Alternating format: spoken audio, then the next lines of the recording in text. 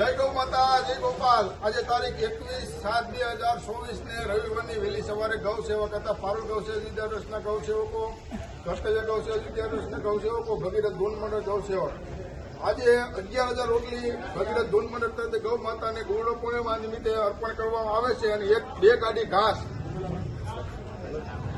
લક્ષ્મણભાઈ ધનાભાઈ આંબલિયા તરફથી ગૌ માતાને અર્પણ કરવામાં આવેલી છે। ગૌ માતા દ્વારકાધીશ ગૌ સેવકો અને દાતાઓના પરિવારો પર સદાય આશીર્વાદ વરસાવતા રહે અને આજ ગુરુ પૂર્ણિમા નિમિત્તે બધા ગૌ સેવકોએ ગૌ માતાની પાંજરાપોળની અંદર પ્રાઇવેટ ગૌશાળા નથી, આ પાંજરાપોળ છે, સરસ સેવા કરી।